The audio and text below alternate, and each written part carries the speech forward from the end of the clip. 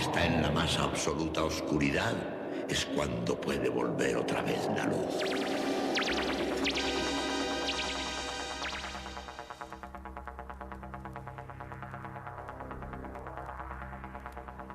Estás entrando en el espacio en blanco. Una puerta a nuevas dimensiones de la existencia. Una nueva perspectiva sobre la realidad. Espacio en blanco.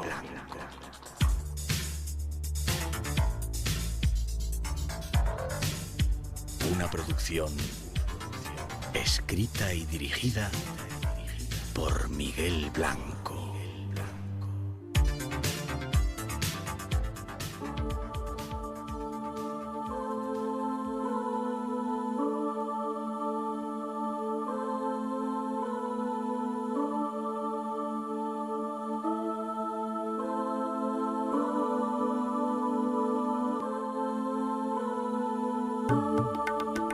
Hola, buenas madrugadas, en pleno otoño ya, con la llegada de las primeras nieves a nuestro país y el frío que nos va cubriendo a todos, aquí llegamos. Las dos citas, los dos viajes del espacio en blanco están ya listos y esta semana prometen, así que atentos.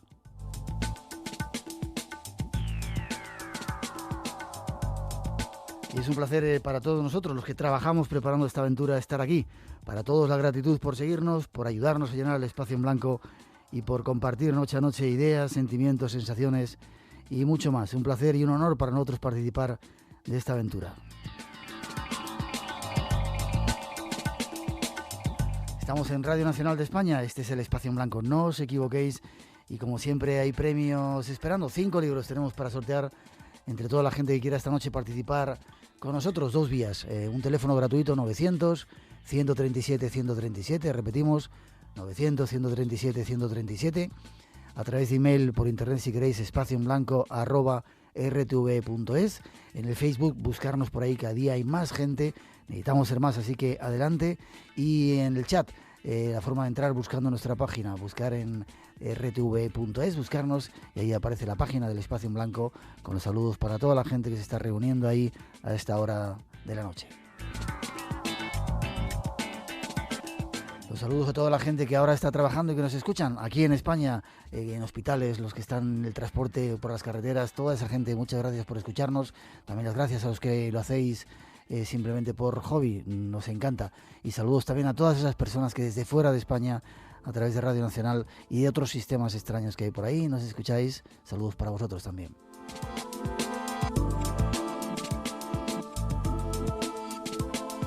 También para los vigilantes de seguridad, gente que nos escucha desde hace mucho tiempo, gracias por estar ahí y escucharnos.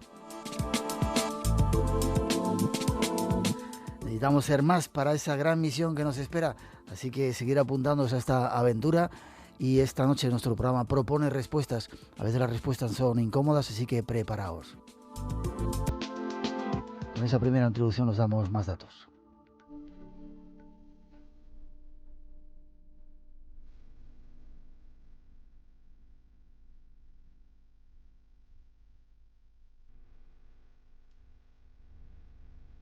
Esta noche volvemos a alzar nuestra vista hacia el cielo. Buscamos respuestas.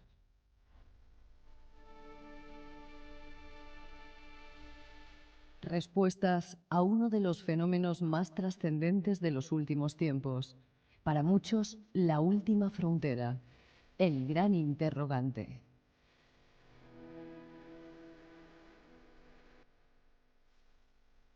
Son millones los testigos. Miles de casos en todos los rincones del mundo.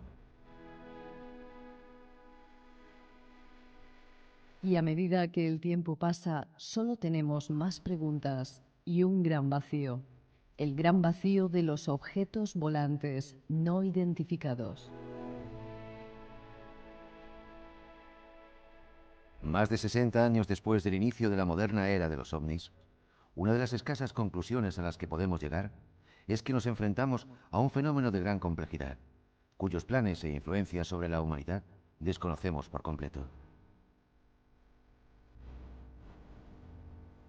Muchos investigadores piensan que los no identificados nada tienen que ver con la existencia de extraterrestres, sino con algo mucho más fascinante y trascendente, íntimamente relacionado con la evolución de los seres que poblamos este planeta. Explorar ese vacío, esa infinita interrogante, será esta noche nuestra intención. Atentos, tratamos de buscar respuestas y a veces estas son incómodas. Nos ayudará nuestro invitado.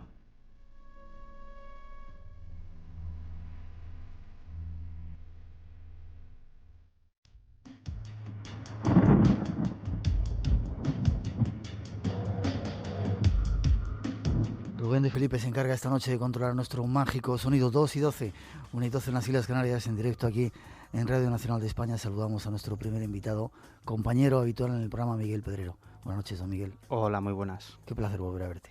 Bueno, igualmente. Sigue investigando para que te podamos traer al programa haciendo esas cosas que tú haces. Espero no dejarlo nunca. Eso espero. No sé si eres redactor jefe o redactor o de Año Cero. Redactor. Solamente redactor. Solamente redactor. Dentro de poco, redactor jefe de Año Cero. No. ¿No quieres? No, hay un gran redactor jefe. Bueno, pues... Yo me conformo con que me dejen hacer mis reportajes y mis investigaciones, que es a lo que aspiro. Perfecto, pues compañero de Año Cero, trabaja desde hace un tiempo ahí y colabora mucho con nosotros contándonos historias. ¿Por qué este interés tuyo, Miguel, por los ovnis, por el mundo de los ovnis? Atentos, esta noche vamos a contaros cosas que yo ni siquiera había escuchado después de tanto tiempo. Pues, ¿por qué? Bueno, en primer lugar porque es un fenómeno fascinante, ¿no? Yo supongo que como mucha otra gente o muchos otros adolescentes empezamos a interesarnos por el tema ovni pensando que detrás, pues existía una civilización o varias civilizaciones extraterrestres que estaban visitando el planeta Tierra, ¿no? Hasta 70, decía Salvador Frisedo. Hablé el otro día con él. Mandamos saludos, nos escucha muchas veces el programa Salvador. Nuestro respeto siempre para ti. Ven al programa que te estamos esperando. Hasta 70 razas extraterrestres. Claro decía. que sí. Gran amigo y gran contertulio. Sí, señor. Y gran maestro, además. Efectivamente. Pues quizás por eso, llamado por esa curiosidad, ¿no? Además empecé a escuchar un programa que creo que se llamaba Espacio en Blanco. Sí. Sí. En su momento, que escuchaba debajo de las sábanas con unos cascos para que mi madre no se diera cuenta de que en vez de estar durmiendo para levantarme temprano a la mañana siguiente para ir al colegio, pues estaba escuchando Espacio en Blanco. Pero supongo que por eso. Lo que pasa es que, como mucha otra gente que va un poco más allá y al final se convierten, entre comillas, o nos convertimos en investigadores, es decir, simplemente personas que acuden a determinados lugares donde han sucedido avistamientos de ovnis con la intención de entrevistar a los testigos y sacar algunas conclusiones. En el fondo, las únicas herramientas de trabajo que tenemos son nuestra cámara fotográfica, nuestra libreta, nuestras grabadoras, intentar llegar a alguna conclusión. Pero yo ya desde el primer momento me di cuenta de que había cosas que no casaban, ¿no? En los casos en sí, es decir, que no tenía sentido que la respuesta fuese tan simple, que nos visitan seres de otros planetas. Además, a mí me fascinaba una historia, una cuestión dentro del fenómeno ovni que era el de los contactados. Ahora quizás un poco menos, ha cambiado un poco mi punto de vista, pero entonces estaba tremendamente fascinado por el tema de los contactados. Pensaba que ahí estaba la solución, es decir, ya no se trataba de casos, de encuentros cercanos, sino de personas que tenían un contacto directo, una comunicación directa con el fenómeno.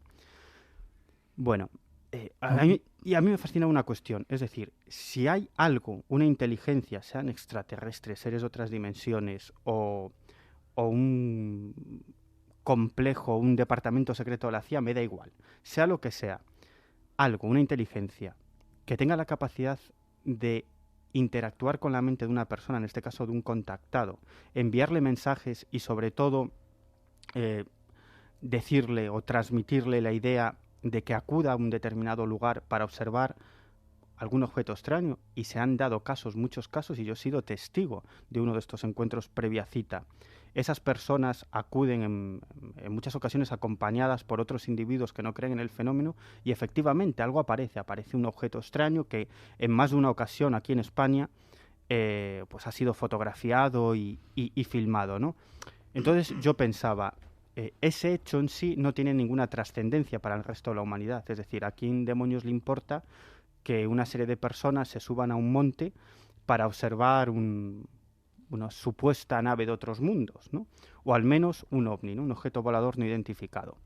No tiene ninguna trascendencia, pero en el fondo sí la tiene. Si hay algo, cualquier inteligencia que tenga la capacidad de interactuar con una persona para que haga eso, puede interactuar con la mente de cualquier persona de este planeta y dirigir sus pensamientos. Y lo que es más alucinante es que podría interactuar con la mente de esa persona, dirigir sus pensamientos y sus actuaciones y no dejar rastro de ello. En definitiva, si existe un solo caso cierto de contacto extraterrestre, si existe un solo caso cierto, eso tiene unas implicaciones tremendas, porque supondría que el fenómeno podría haber dirigido y continuar dirigiendo el destino de la humanidad sin dejar rastro de ello. Es decir, ¿cómo? Pues interfiriendo y manipulando en las mentes de determinadas personas. 2:17, 1:17 en las Islas Canarias. Esta noche queremos contaros muchas cosas. Esto es un avance de lo que vamos a hacer dentro de poco.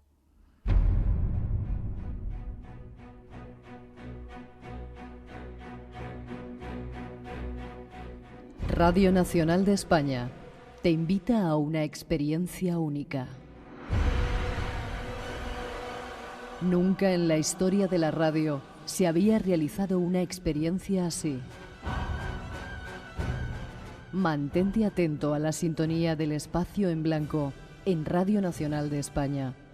Estamos seguros que tardarás mucho tiempo en olvidarlo.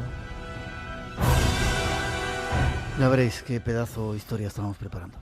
Miguel, no quiero que destripes todo el asunto, pero el otro día no sé dónde leí, en varios lugares decían que el mundo de los ovnis está muerto, no hay casos. ¿No hay casos o no nos están informando de ellos?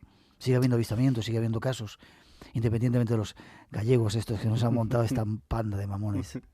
Bueno, sí que hay casos. Lo que ocurre es que el fenómeno ovni funciona por oleadas, es decir, periodos cortos de tiempo, espacios cortos de tiempo, en los que en una determinada zona geográfica hay un montón, se producen un montón de avistamientos de ovnis.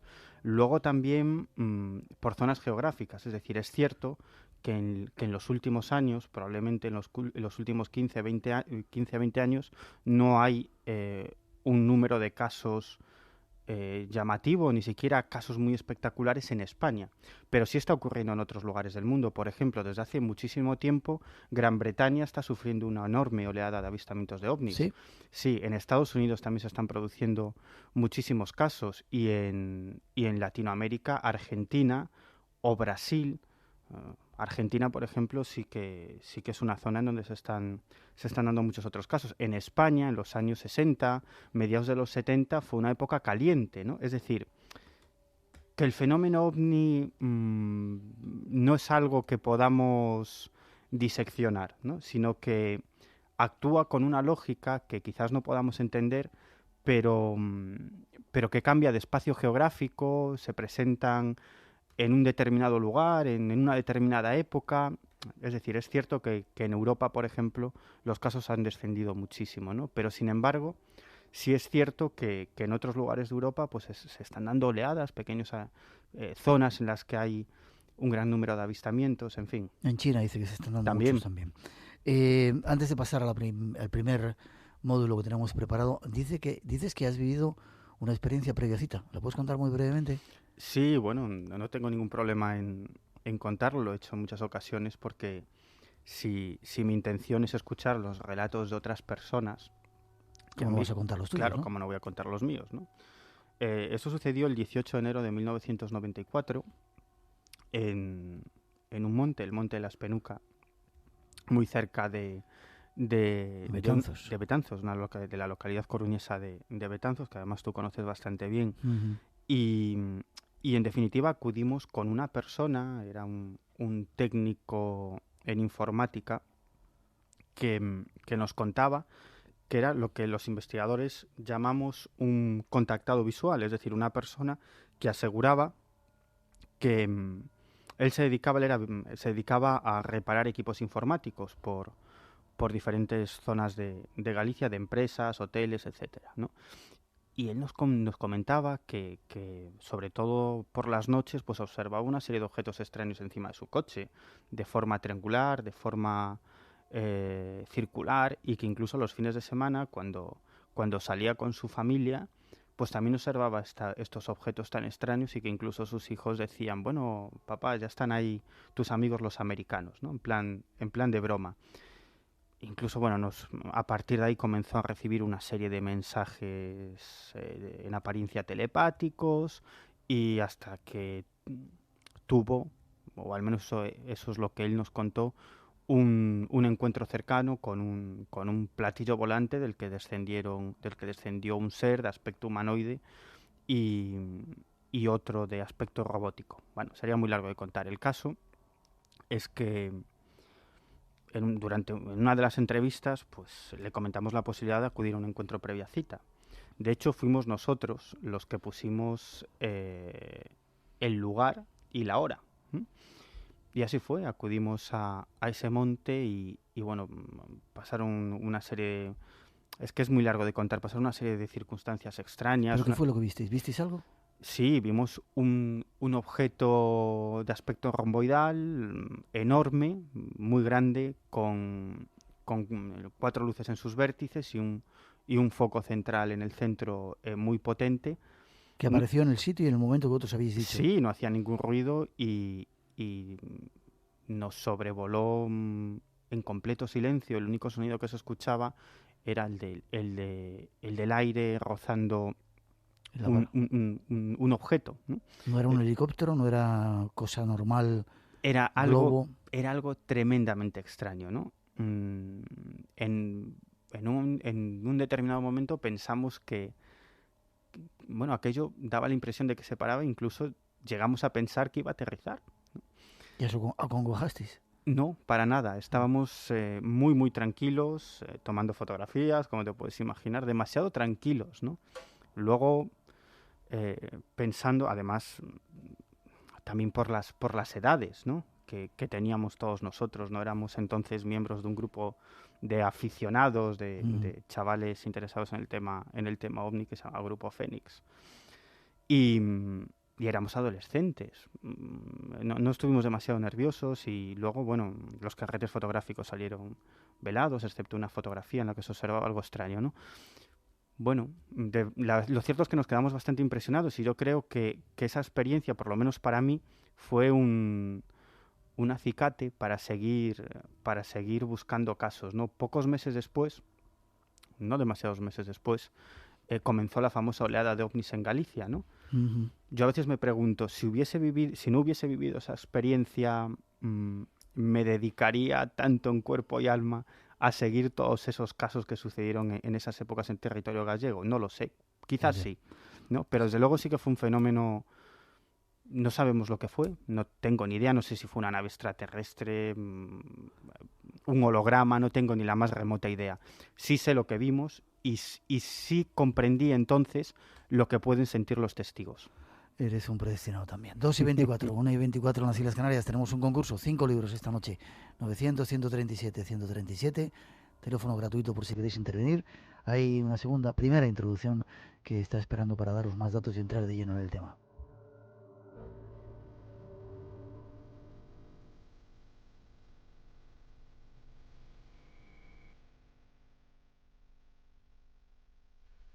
Dentro de la casuística OVNI, hay casos para todos los gustos. Naves de distintos tamaños, acrobacias aéreas, huellas imposibles y hasta humanoides.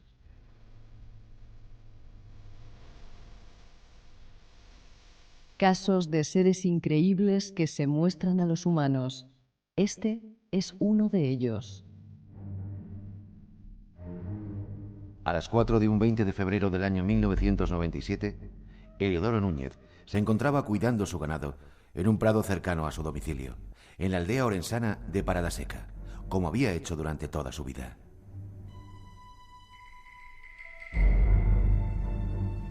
De repente escuchó que los perros empezaron a ladrar furiosamente hacia su espalda. Lo primero que me vino a la cabeza fue lobos, pero al darme la vuelta vi a 2 personas enormes, unidas por su brazo derecho como si fuesen siameses. Medían más de 3 metros, y encima de sus cabezas había una especie de gorro que los cubría. Ambos seres cambiaban al unísono de color: rojo, azul, amarillo, verde.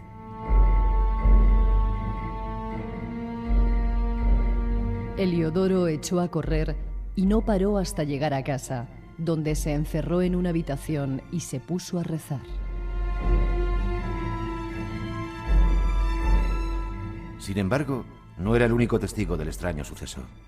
Juan González González, vecino de una aldea cercana, Casteligo, observó a la misma hora del encuentro de Heliodoro con los humanoides una luz roja de tonos muy intensos sobre unos árboles, justo donde se encontraba nuestro protagonista.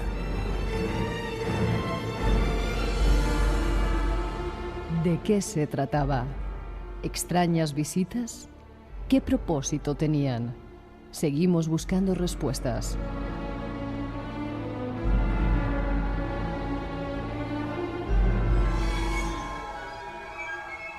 Espacio en blanco. Un viaje al mundo de lo desconocido. Aquí en Radio Nacional de España, esta noche con Miguel Pedrero, hablando de lo que se esconde detrás de los ovnis. Ese es un caso que tú has investigado, ¿no? Sí. Qué extraño, ¿no? Tipos de 3 metros y que iban unidos como si fueran siameses. Sí. Qué ridículo, qué absurdo, ¿no? Que es... No tiene mucha explicación. Eso yo creo que es lo primero que nos viene a la cabeza a todos, ¿no? Ajá. Que es absurdo, ¿no? ¿Qué más te sugiere este caso? Extrañeza, evidentemente, pero bueno, si lo han visto, hubo varias personas que lo vieron, ¿no? Y a mí, por ejemplo, lo que me indica es que sea lo que sea, quería mostrarse, ¿no? Ante Heliodoro y el segundo testigo, que observó ese extraño objeto sobre la zona en la que Heliodoro estaba observando estos extraños humanoides, que, como tú bien dices, es una escena absolutamente absurda, porque no tiene aparentemente ningún tipo de lógica y, por supuesto, sea lo que sea, pretendía darle un susto a un pobre hombre en una aldea perdida de Orense. Es decir, ¿qué sentido tiene? Ninguno. Al menos desde nuestro punto de vista, ¿no? Ha habido más casos. No quiero que saques todavía conclusiones. Sí. Quiero que me cuentes si no te importa casos. Has investigado más casos, ¿no? Sí, mira, otro caso... De humanoides. Otro caso absurdo. Año 1962, en un pueblo barcelonés, pues bueno, una serie de chicos estaban paseando por el campo, pasando una tarde en el campo, y uno de ellos pues decidió acercarse hacia un riachuelo con una cantimplora para coger agua, ¿no? Para recoger agua. Y de pronto se encuentra un objeto de aspecto metálico en forma de bala, apoyado sobre 3 patas, aterrizado. Y en la parte superior 2 carlingas abiertas. Bueno, se acerca a este aparato y de pronto observa que a cierta distancia aparecen dos seres de aspecto humanoide con un traje ceñido al cuerpo, unos cascos en su cabeza que le tapaban parte de la cara, excepto los ojos y la barbilla, unas botas a juego con el traje ceñido, en fin, aspecto nórdico, más bien altos, que se acercan a esta persona. Bueno, él en principio no sabe a qué se está enfrentando, no sabe qué es eso, desde luego le suena que es algo extraño, ¿no? Entonces aparece otra persona, un vecino del pueblo, que ve la escena, pega un grito y él, pues bueno, le vence el miedo y echa a correr, ¿no? Y aquí viene lo más extraño del relato. Él dice que él salió de allí corriendo sin mirar atrás y en un momento determinado sintió un pinchazo en su espalda.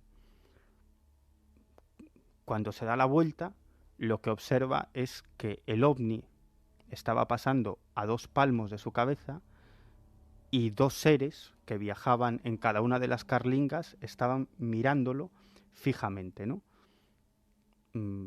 Bueno, ¿qué sentido tiene este caso, ¿no?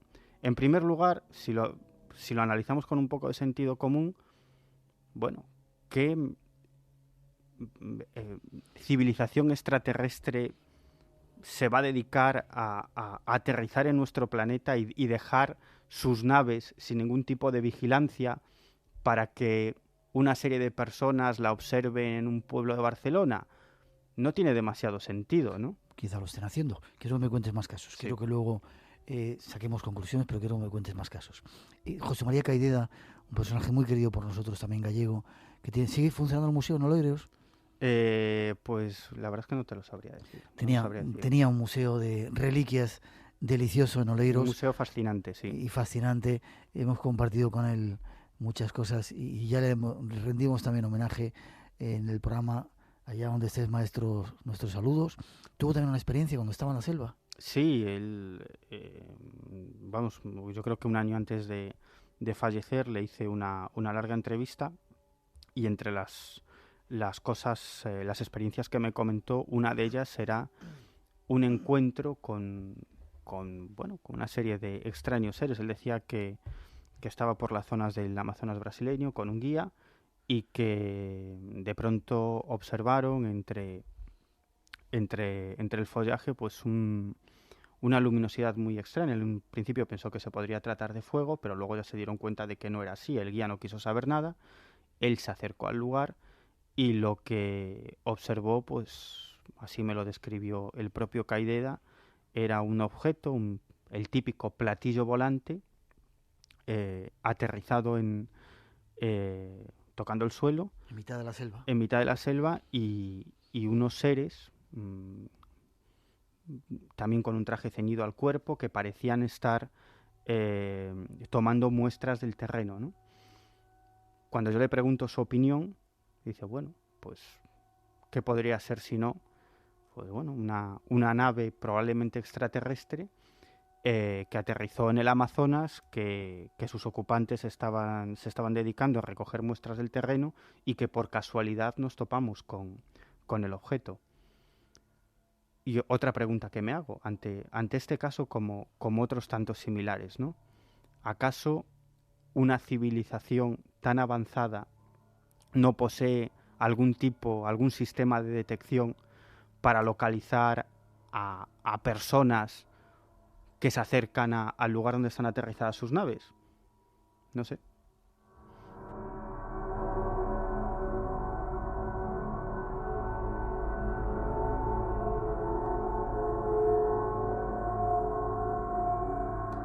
Hay muchos más casos, ¿no? Creo que has hecho un estudio de la cantidad de supuestos aterrizajes que ha habido, porque no son estos los únicos casos de encuentro con humanoides, hay cientos, miles, no sé cuántos puede haber. Bueno, este es un ejercicio que hizo probablemente el mejor investigador del fenómeno ovni que ha existido, ¿no? Jacques Vallée, el astrofísico Jacques Vallée. Él recopiló pues una serie de casos de aterrizajes de ovnis en 20 años, ¿no? Tomó 20 años, 2 décadas, y llevó a cabo una recopilación de casos de aterrizajes. Eran 2000, ¿no? Entonces, bueno, estudió cada uno de los casos y llegó a una conclusión. Si en realidad todas las personas que se habían encontrado con esos aparatos, con esos platillos volantes aterrizados, se trataba de encuentros casuales, ¿no? Hombre, eso desde luego quiere decir que ha habido muchísimos más aterrizajes. Uh-huh. Si aparentemente se trata de encuentros casuales, en carreteras solitarias, en pueblos apartados, bueno, es lógico suponer que tendrían que existir muchísimos más, ¿no? Él realizó un simple cálculo teniendo en cuenta una serie de factores y llegó a la conclusión de que por lo menos tendrían que haberse producido unos 3 millones de aterrizajes en los últimos 20 años para que, por casualidad, una serie de personas se topasen frente a 2000 de esos incidentes, ¿no? Hombre, la conclusión es... No saqué conclusiones. Vale, bien. Pero desde luego es absurdo, ¿no? Que nos visiten una o varias civilizaciones extraterrestres y que se dediquen a aterrizar en nuestro planeta 3 millones de veces, ¿para qué? buscar pruebas, hacer pruebas genéticas, estudiarnos, vernos, no sé, hay muchas, decían, ¿no? Pero tú eres el invitado. 2:36, déjame que avancemos un poquito. 1:36 en las Islas Canarias, hay más datos que queremos daros. Al final, Miguel sacará conclusiones y ya veréis que sorprendentes. Más datos que queremos daros.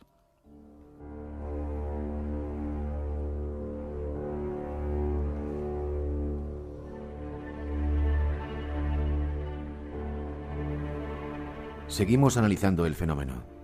Un fenómeno sin lógica, sin precedentes, absurdo.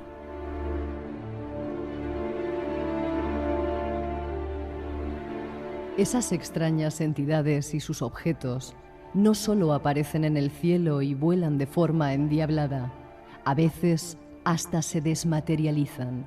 Este es un ejemplo.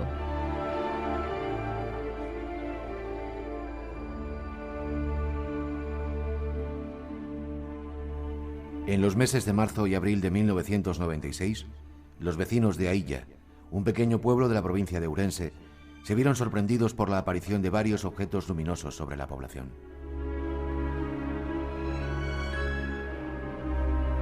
Una noche, a mediados de marzo, varios testigos, entre los que se encontraban Marcelino Álvarez y su yerno Atilano Pereira, contemplaron sobre unos montes un objeto con forma de taza invertida de color anaranjado, que desprendía un foco de luz hacia el suelo.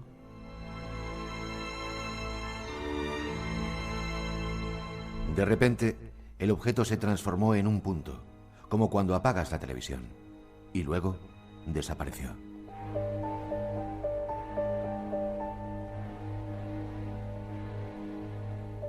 Esta es una característica común a infinidad de casos de avistamientos, la aparente desmaterialización del no identificado, lo que nos indicaría que estaríamos frente a una tecnología mucho más compleja de lo que probablemente nos podamos imaginar.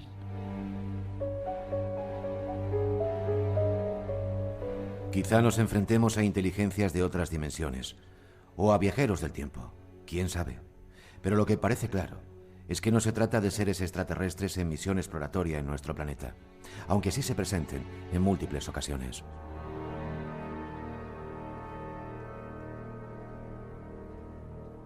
Un caso más. Pero ¿qué se esconde tras él? Nos ayuda a buscar respuestas nuestro invitado.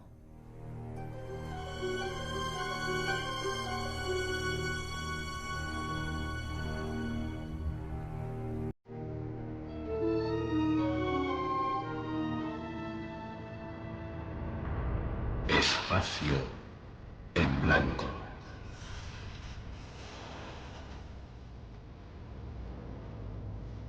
Un viaje hacia otros mundos. Aquí en Radio Nacional de España, en directo, cuando son las 2:39, 1:39 en las Islas Canarias, y con el teléfono abierto, por si queréis contarnos historias, experiencias que hayáis tenido, 900-137-137, Miguel luego se encarga de echarles un vistazo. Aquí hemos avanzado algunas hipótesis, ¿no? Viajeros del espacio, otras tecnologías, pero hay más casos de desmaterializaciones, que es un fenómeno más común de lo que parece y muy extraño también, ¿no? Cuéntanos algún otro. Pues mira, estoy recordando otro caso también tremendamente interesante y, como todos los casos interesantes de ovnis, absurdo.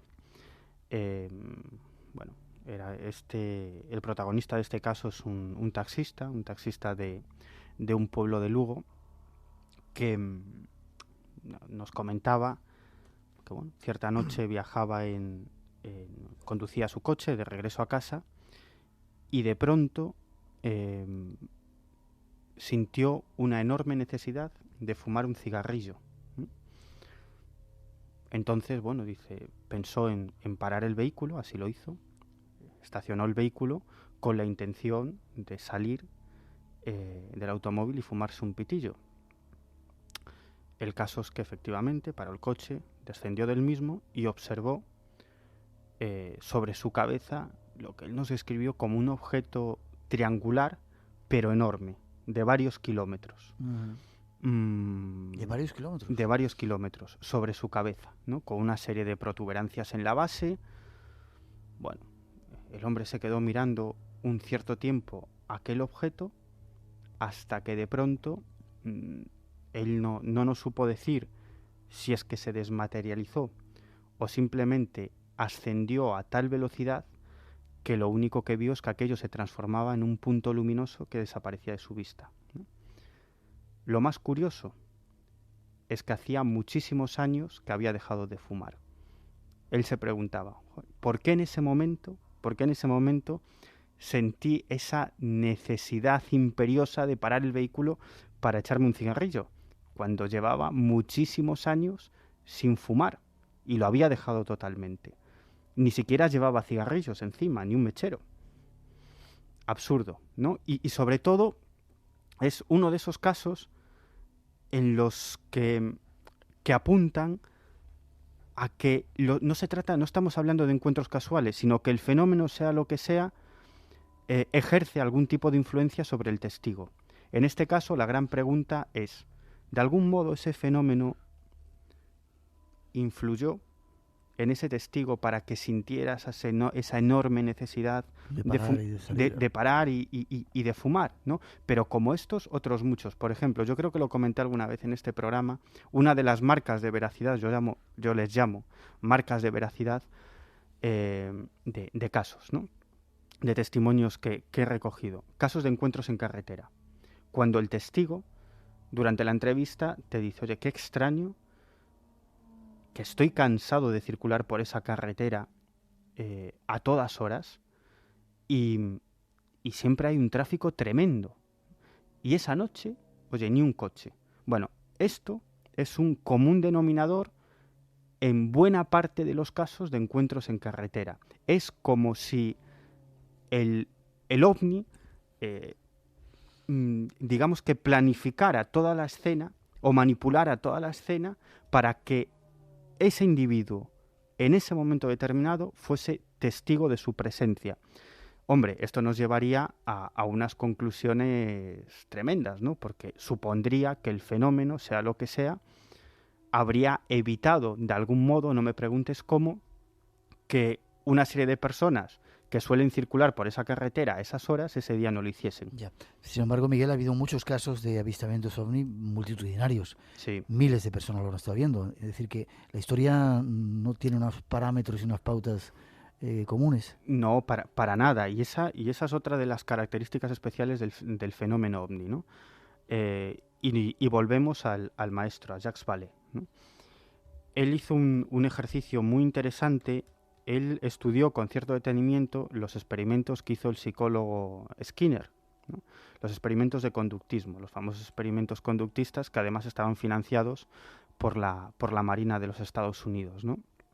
En realidad, lo que trataba Skinner era de controlar las acciones de un determinado organismo vivo, ¿no? Bueno, la experiencia típica es la rata en una urna y una serie de palancas, y que siempre que roza con una de las palancas, pues le sale comida, ¿no? Y sin embargo, si acciona el resto de ellas, pues no sucede nada. ¿Qué es lo que pasa? Que ese animal, ese ratoncillo, pues su tendencia es que pasado cierto tiempo aprende a que, bueno, tocando esa palanca es cuando aparece comida, ¿no? Sin embargo, Skinner descubrió algo más interesante, y es que, aunque de este modo el aprendizaje tiene lugar, es un aprendizaje lento y en el que, bueno, pueden suceder pues una serie de errores, ¿no? Sin embargo, si combinamos una serie de factores impredecibles con este método de aprendizaje, lo que conseguimos es que ese aprendizaje sea más lento, pero sea irreversible. Entonces, Jacques Vallée, tras acceder a esta documentación, pensó, Dios mío, si esta en cierto modo es la forma de actuar del fenómeno ovni. Es decir, estamos ante un fenómeno que tiene, podríamos decir, la sartén por el mango, porque conoce perfectamente la psicología humana.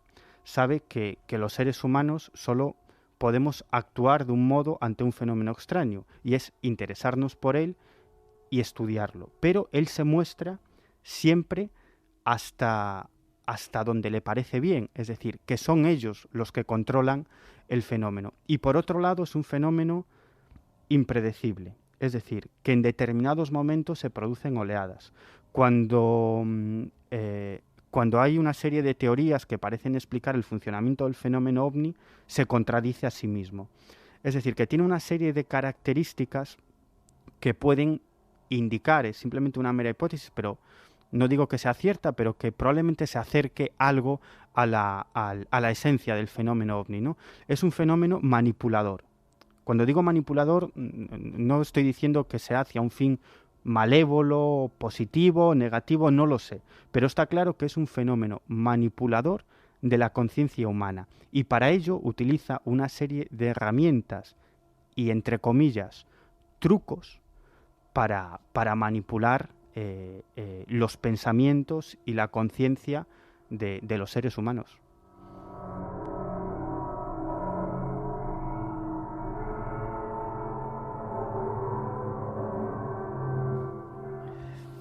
Tantas preguntas, los oyentes están empezando a mandarnos algunas. ¿Por qué? ¿Tienes más casos de materializaciones que quieres contar? Bueno, ahora, fíjate, en ese caso que comentabais en la introducción, que tuvo lugar en un pueblecito del sur de la provincia de Orense, este es un caso que se inscribe dentro de una mini oleada. Es decir, durante varios días, en esa pequeña localidad, los vecinos comenzaron a avistar objetos extraños, normalmente sobre unos montes determinados, que aparecían y desaparecían, ¿no? Y bueno, luego, días después de estar por la zona, de recopilar varios testimonios, nos encontramos no solo este caso que habéis narrado en la introducción, sino otros muy similares de objetos que se aparecían ante testigos y luego desaparecían de pronto. Incluso en varias ocasiones prácticamente la totalidad del pueblo fue testigo de cómo unos objetos luminosos de gran tamaño, a no demasiada distancia, se unían y se separaban, formándose una bola de luz, luego dos, luego tres objetos. Incluso aparecieron una serie de extrañas pisadas cerca de un lugar donde aterrizó uno de estos, o aparentemente aterrizó uno de estos objetos. Es decir, que durante varios días, en esa zona geográfica tan delimitada, tan concreta, tuvieron lugar una serie de avistamientos, hasta que, pasado ese tiempo, los fenómenos desaparecieron y nunca más se volvió a saber de ello. Insistimos que luego en la última parte vamos a sacar conclusiones, pero es curioso, diferentes tipos de experiencias. Un denominador común que es el testigo, aquí evidentemente hay que darle mucha importancia, porque no creo que vayan a contarse o imaginarse historias. Es decir, se parte de la base de que cuando tú investigas son casos reales, lo que está contando el testigo es real, ¿no? Hombre, y sobre todo cuando no tienen nada que ganar con la historia, y sobre todo cuando las experiencias son tan parecidas de unos testigos a otros. Es decir, hay lo que yo llamo marcas de veracidad, ¿no? Que cuando investigas muchos casos te das cuenta de que ahí hay algo, de que ahí puede estar la clave. Ya. Pero ¿por qué son tan diferentes las supuestas naves, objetos que se ven? ¿Por qué? Pues probablemente porque no sean ni naves. Probablemente por eso. ¿Por qué lo ve una determinada persona? ¿Los testigos son seleccionados de alguna manera? Yo estoy convencido de que sí. Ese testigo es elegido por el fenómeno para que observe eso en ese determinado lugar, ¿no? Y te decía antes que yo tiendo a pensar de que no se trata de naves, ¿no? El caso de Caideda, que comentábamos anteriormente, ¿no? que observó este objeto aterrizado y una serie de humanoides que aparentemente estaban recogiendo muestras del terreno, ¿no? Bueno, desde su punto de vista, pues se trató de un encuentro casual, ¿no? Y obviamente, pues para él, como para muchos otros testigos que han vivido experiencias similares, se trata de seres extraterrestres, porque obviamente viajan en objetos que vuelan, ¿no? Claro que hay una tendencia también por parte de muchos escritores, periodistas y ufólogos, ya no tanto, pero sobre todo en los años 60 y 70, a afirmar cosas como que, claro, en la antigüedad se veían ovnis, pero como no tenían el desarrollo tecnológico y cultural que tenemos hoy en día, pues lo atribuían a demonios, a brujas, a ángeles, a dioses. Te voy a decir ahora, la explicación de los ovnis de la antigüedad, ¿cuál sería? Pues esa, ¿no? Pues para ellos serían otra serie de cosas, ¿no? Pero obviamente nosotros, que ya sabemos que existen otros planetas y otros sistemas solares, y que no es extraño que exista vida extraterrestre en otros sistemas solares, pues bueno, obviamente se trata de seres extraterrestres. Y yo me pregunto, si no estaremos cometiendo el mismo error que estamos achacando a nuestros antepasados, que observaban estos objetos extraños. ¿Y si no son naves extraterrestres? ¿Y si en realidad sí son dioses, ángeles o carros de brujas? Lo que quiero decir es que probablemente no sean ni dioses, ni ángeles, ni carros de brujas, ni naves extraterrestres. Es un fenómeno que se adapta al contexto sociocultural de cada época para mostrarse ante los testigos. ¿Con qué finalidad? No lo sé, pero estoy casi absolutamente convencido de que no son naves extraterrestres, de que no son seres extraterrestres, igual de que no son dioses, ni son ángeles, ni son carros de brujas, ni son demonios. Es algo, una inteligencia, un fenómeno que se adapta a cada contexto cultural para manipular o dirigir, en cierto modo, la evolución de la raza humana.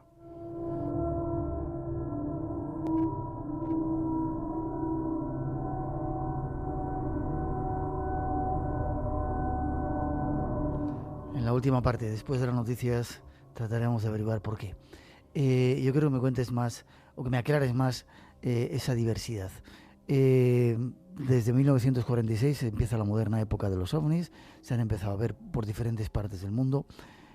Es que parece como si hubiera un plan, se presentan a determinadas personas, a veces hay avistamientos multitudinarios, miles de personas, previa cita, características más o menos parecidas, encuentros cercanos, contacto con seres que salen de una aparente nave. ¿Qué pasa? Bueno, ojalá pudiera responder esa pregunta. No sé qué pasa, pero fíjate, de lo que estoy convencido... El fenómeno es real, ¿no? Para ti. Es decir, no es una alucinación, no es un fenómeno real. No. El fenómeno es absolutamente real. No son pruebas militares. Con muchos detrás del mundo ovni se esconden muchas pruebas nucleares. Y sobre todo es un fenómeno universal.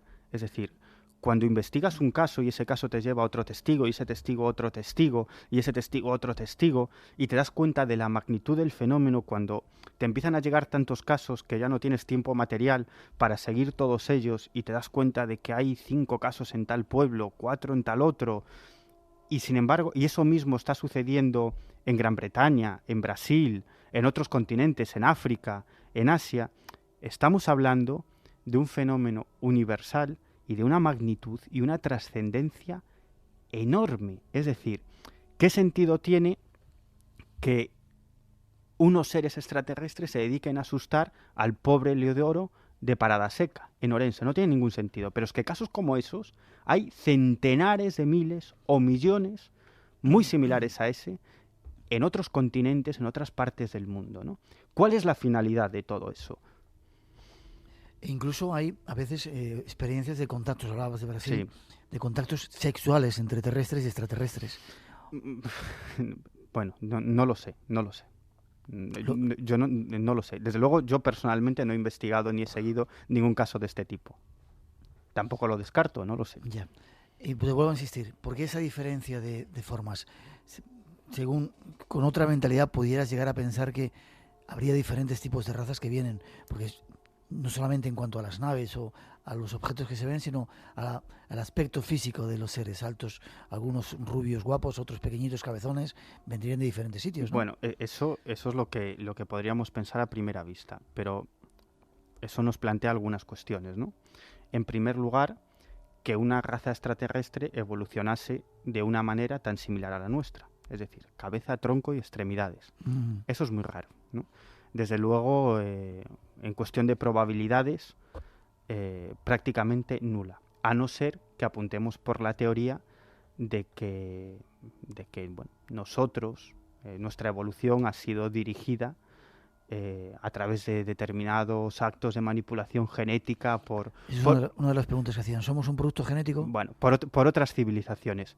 Pero aún así, aunque así fuese, es muy extraño. Es decir, los supuestos seres extraterrestres que se presentan ante nosotros tienen unas características tan parecidas a las nuestras.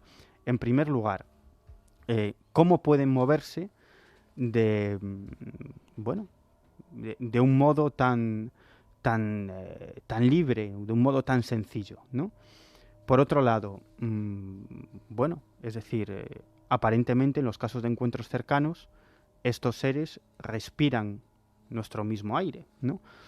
Por otro lado, si se trata de una raza diferente, se verían expuestos a todo tipo de virus y enfermedades, ¿no? No tiene demasiado sentido. Además, actúan de una forma tan similar a la que actúa un ser humano, con toda su carga emocional, con todas sus características físicas.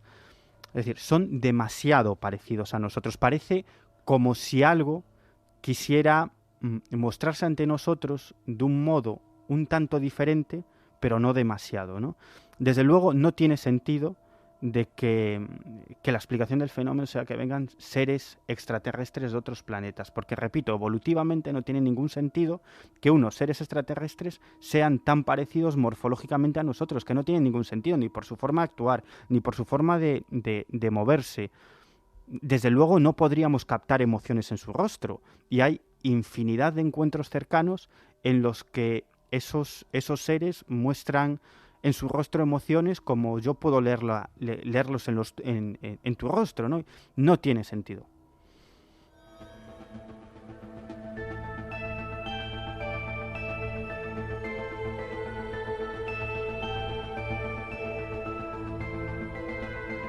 A lo mejor tiene que ver con los mayas.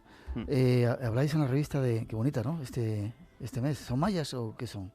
Ahí estamos, tema de portada, profecías del fin de los tiempos, ¿no? Es decir, todas las profecías de diferentes tradiciones, aztecas, budistas, hopis, mayas, sobre el fin de los tiempos o el cambio de era, ¿no? Ese 2012 que dicen, ¿no? Ese 2012, además, curiosamente, en este número hay un interesante artículo que escribe un tal Miguel Blanco sobre un ritual en el que participó en las pirámides de Teotihuacán, en México. Déjame que antes... Muy relacionado con los mayas. Sí. Bueno, nos quedan menos de un minuto. Enseguida llegan las noticias de las 3, las 2 en las Islas Canarias. No os vayáis. En la segunda parte, Miguel Pedrero nos va a dar algunas conclusiones de este extraño fenómeno. Después nos va a visitar Hipatia. Os vamos a contar esa extraña historia con una profesora de historia de este asunto. Y mañana nos visita un ángel y os vamos a hablar de los poderes ocultos de Hitler. No lo perdáis, Espacio en Blanco aquí en Radio Nacional de España. Las víctimas se refirieron al calendario maya, que predice que el fin del mundo será el 21 de diciembre de 2012. No van a creerlo. Creí que tendríamos más tiempo. El mundo que conocemos pronto desaparecerá.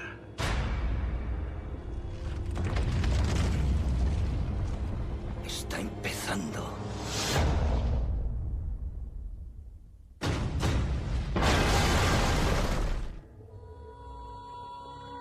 Los mayas lo sabían. La Biblia. El momento en que dejamos de luchar por los demás. En ese momento perdemos nuestra humanidad.